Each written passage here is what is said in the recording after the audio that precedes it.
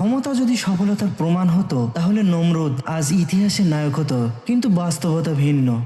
এই পৃথিবীর ইতিহাসে বহু রাজা এসেছে, বহু সম্রাট গেছে, কিন্তু ইতিহাস ও ইসলামী বর্ণনা অনুযায়ী মাত্র 4জন ব্যক্তি ছিলেন যাদের শাসন ক্ষমতা পূর্ব থেকে পশ্চিম, উত্তর থেকে দক্ষিণ সমগ্র পৃথিবীতে বিস্তৃত ছিল। তাদের মধ্যে 2জন ছিলেন আল্লাহর অনুগত ঈমানদার, আর 2জন ছিলেন অহংকারী কাফের ও জালিম শাসক।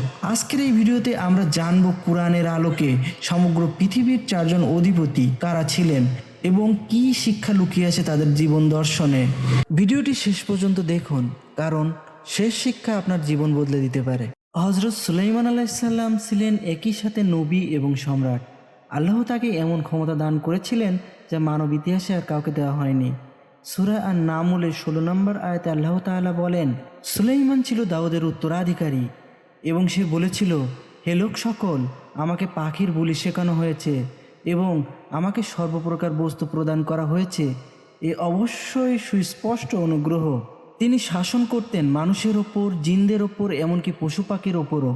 তার জন্য বাতাসকে নিয়ন্ত্রিত করা হয়েছিল, যা তার আদেশে মসৃণভাবে প্রবাহিত হতো। এত ক্ষমতার পরেও তিনি অহংকার করেননি, বরং তিনি দোয়া করেছিলেন, হে আমার রব, আমাকে তাওফিক দিন যাতে আমি আপনার নিয়ামতের শুকরিয়া আদায় করি। ক্ষমতা যদি ঈমানের সাথে হয় তা মানুষকে আল্লাহর আরও নিকটবর্তী করে। দ্বিতীয় মুসলিম অধিপতি হলেন জুলকারনাইন, যার আলোচনা এসেছে সূরা কাহাফে। সূরা কাহাফের 84 নম্বর আয়াতে আল্লাহ বলেন, নিশ্চয়ই আমি তাকে পৃথিবীতে ক্ষমতা দান করেছিলাম এবং তাকে সব বিষয়ের উপায় দিয়েছিলাম। তিনি পূর্ব গিয়েছিলেন, পশ্চিমে গিয়েছিলেন, প্রতিটি জায়গায় কায়েম করেছিলেন ন্যায় বিচার।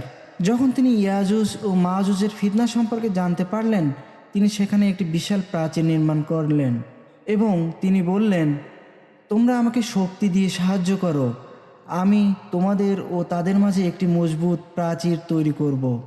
সবচেয়ে আশ্চর্যের বিষয় হলো, এই বিশাল কাজের কর্তৃত্ব তিনি নিজের নামে নেননি, বরং তিনি বললেন, এটি আমার রবের রহমত।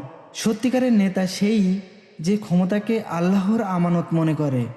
নমরুদ, অহংকারী কাফেরের অধিপতি। এখন আসি ইতিহাসের এক ভয়ঙ্কর নাম, নমরুদ। সে নিজেকে খোদা দাবি করেছিলেন। কুরআনে সূরা আল বাকারার 258তম আয়াতে আল্লাহ তাআলা বলেন, তুমি কি তাকে দেখোনি যে ইব্রাহিমের সাথে তার রব সম্পর্কে বিতর্ক করেছিল? কারণ আল্লাহ তাকে রাজত্ব দান করেছিলেন। নমরুদ বলেছিল, আমি জীবন দেই, আমি মৃত্যু দেই। সে হজরত ইব্রাহিম আলাইসাল্লামকে আগুনে নিক্ষেপ করেছিল, কিন্তু আল্লাহ আগুনকে নির্দেশ দেন, হে আগুন, তুমি ইব্রাহিমের জন্য শীতল ও নিরাপদ হয়ে যাও। শেষ পর্যন্ত এই অহংকারী বাচ্চাকে ধ্বংস করেছিল একটি ক্ষুদ্র মশা। আল্লাহর সামনে সবচেয়ে বড় রাজাও একটি মশার সমান। চতুর্থ অধিপতি ছিলেন বুকতে নাসর। তিনি বাইতুল মুকাদ্দাস ধ্বংস করেছিলেন, নিরীহ মানুষ হত্যা করেছিলেন। আল্লাহ বলেন, যখন প্রতিশ্রুত সময় এলো, আমি তোমাদের বিরুদ্ধে আমার বান্দাদের পাঠালাম, যারা ছিল ভয়ঙ্কর যোদ্ধা। তিনি ভাবতেন তার শক্তির কোনো শেষ নেই, কিন্তু আল্লাহ তার সাম্রাজ্য ধ্বংস করে দেন।